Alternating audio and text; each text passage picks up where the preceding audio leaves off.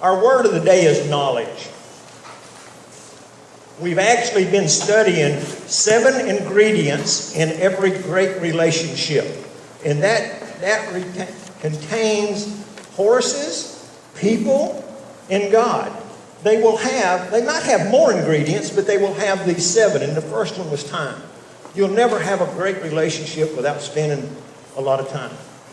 Another one was communication. You'll never have a great relationship without communication.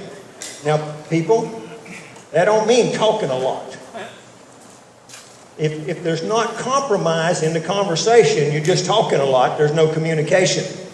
We showed that with the horse. Not only do we ask of the horse, we have to see what the horse is communicating back to us. And then it was trust.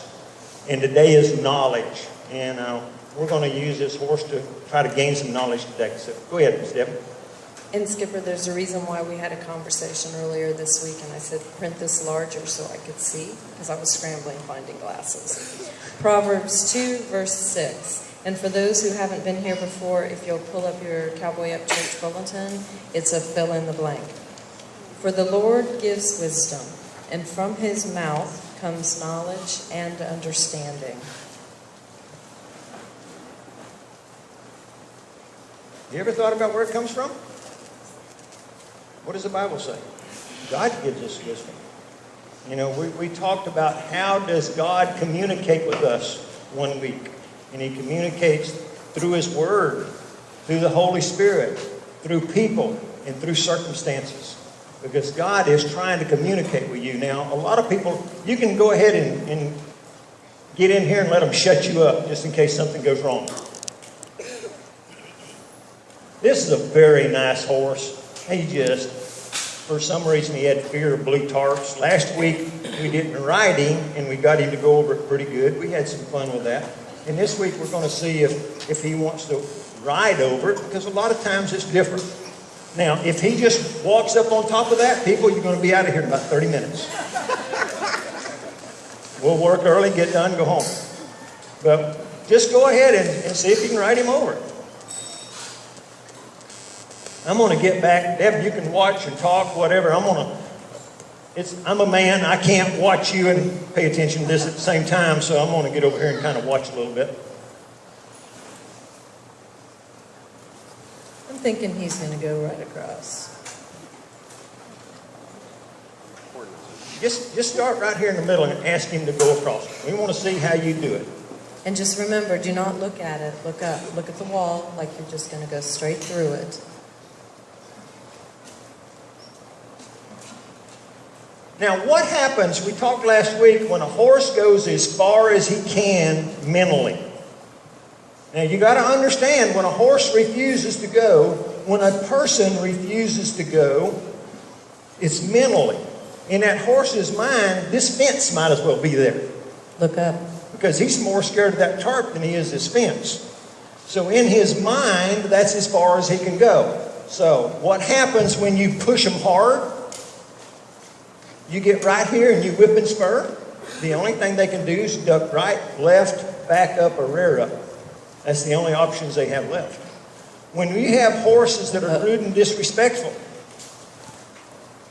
have you ever seen children when they get throwing in little temper tantrums? How do they act out? They act out in different ways. You know, some of them get mad, holler, cuss, stomp their feet, slam the door, bang their head against the wall. Don't let him go sideways. Okay. Just put your leg up like it's a wall. Your right leg. He actually said this horse is a little bit like Superman. He can leap buildings in a single bound. Sideways.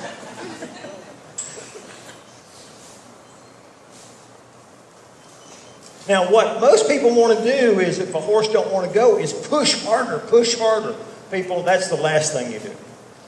You can go back and forth. You got to push a little bit, but you got to read that horse. If not, he might just rear up and fall over backwards on you. But you got to be able to read him. You got to be able to get his mind on you to get him to trust you.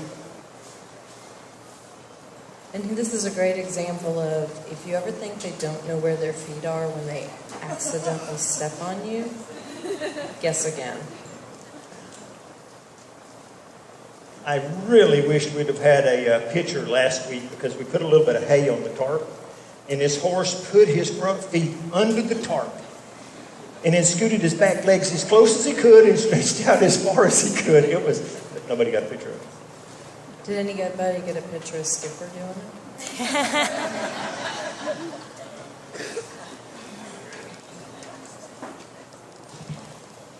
Thinking about taking your microphone away.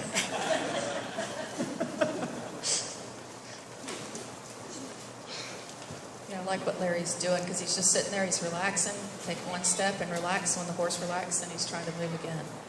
That's really good.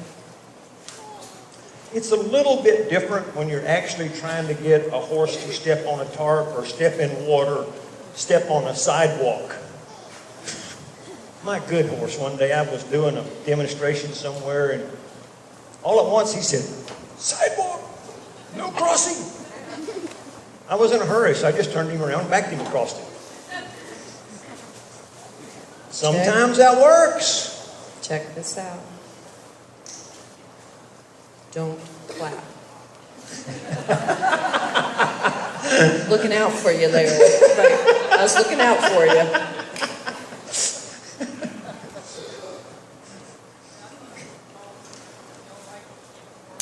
Yeah.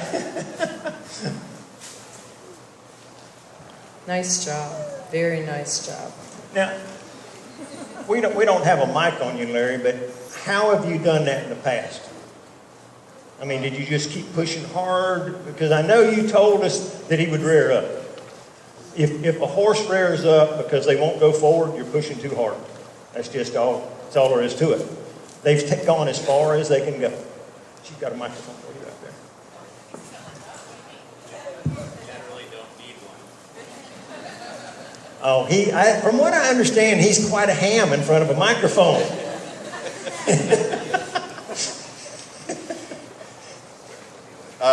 In the past, I have gotten proper lessons, but in the case of that particular situation, most recently, we tried some. Recognized right away he wouldn't cross. We tried some ponying, so Tanya actually on her horse took and tried to take a rein, and slowly we ponied him.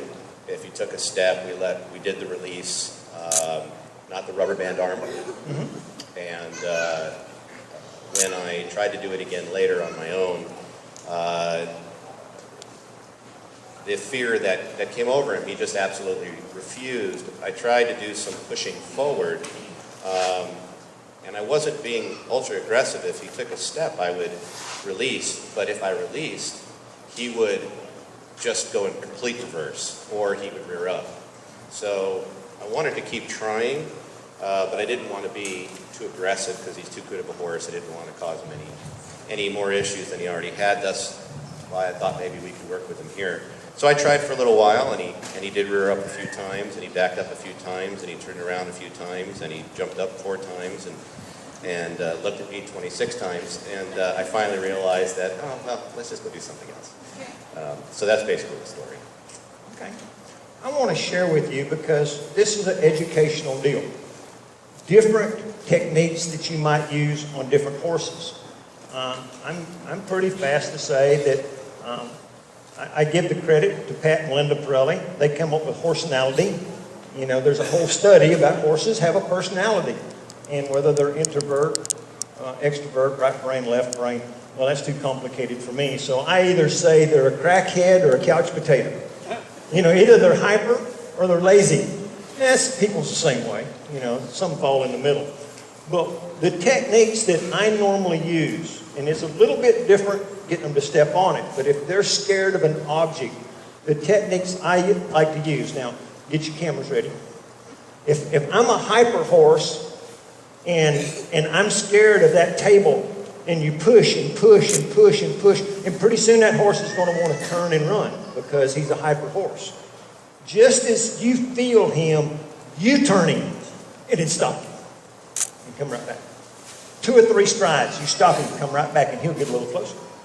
And when you feel he's got to turn, now, people, if you can't ride the turn, sell the horse.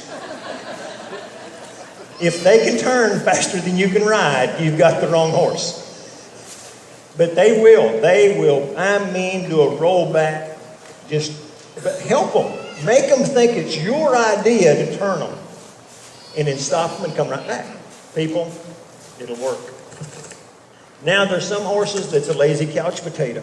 And they ease up here. And you're squeezing, you're asking to go forward. And he says, that's as far as I can go. And you take a deep breath. That's okay. 1, 2, 3, 4, 5, 6, 7, 8, 9, 10. Can you go further? Oh, yeah, a little bit. Oh, this is as far as I can go. Count to 10. Take a breath, people. When you don't breathe, it makes them excited because they can feel your energy. If you're scared, you're supposed to be the leader. If the leader's scared, everybody should be scared. But if the leader is not scared, it gives them horses a lot of confidence. That's why Debbie's always talking about look up.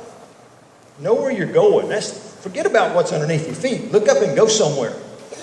But those two techniques work really well for a horse that's scared of something.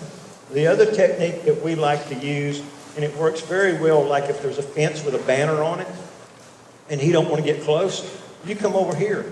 You do figure eights, move his hip around, do rollbacks, make him think about you, and in the process, you're getting closer and closer to it. And then eventually you'll be next to it and you let him rest here. If he don't want to come here, you have not worked him hard enough. Now, people, your idea of work and my idea of work is two different things. You need to extremely work him.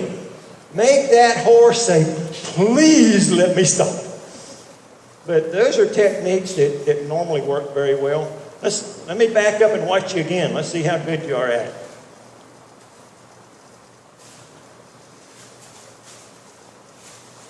Look up, look forward.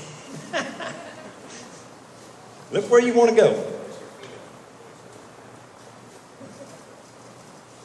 You know, you got to look where you want to go. I mean, if you're into these deals, when you ride bridleless, that horse will learn to go where you look. Because when you look, your body changes.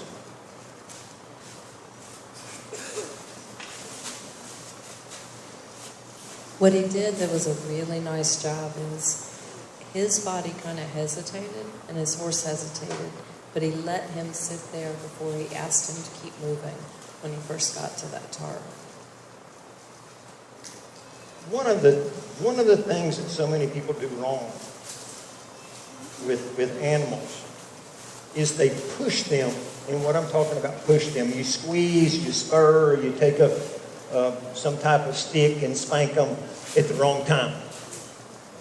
If you spank him and he's up against the fence, it just doesn't work.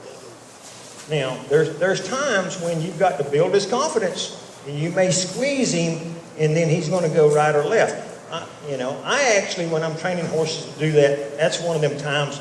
If I'm in training mode, I want a D-ring snaffle bit where I can really get his nose.